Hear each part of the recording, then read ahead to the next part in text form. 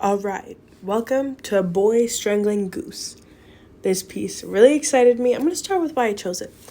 I chose this piece because we saw a lot of art on our trip, but obviously I'm traveling after, and so when I went to the Louvre, I was really looking for pieces that jumped out at me and excited me, and I just thought that this piece was super fun, and the historical context is actually really interesting.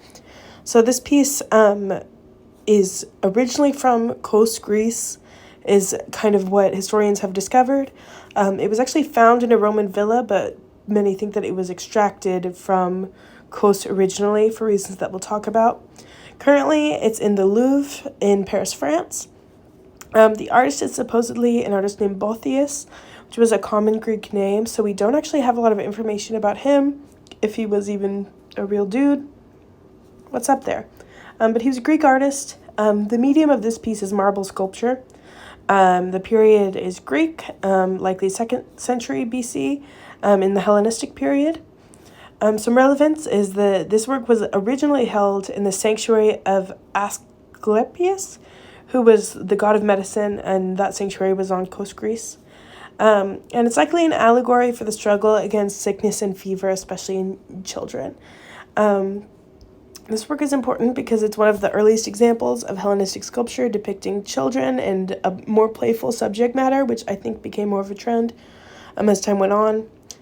Some defining characteristics are kind of the pyramid-like stance of the boy and the spread wings of the goose, indicating a really tough struggle.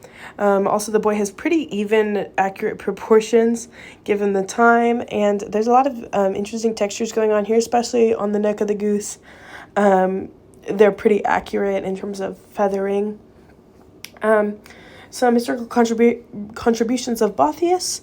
There's kind of a lot of mention of him as an artist known for more playful sculpture, like a boy extracting a thorn and a girl playing with dice. I couldn't find more information on those, but apparently there's multiple mentions of that kind of work. From other work of the period, as I said, Boethius supposedly made several similar works, but that theme wasn't really heavily recreated until the rise of the Roman Empire. So we think that this might have been one of the first pieces to kind of include that kind of theme. And my fun fact is that both the head of the goose and of the child are both modern restorations of what we believe the originals look like, but the rest of the sculpture is original. So I just thought that was really cool. This piece really stood out to me.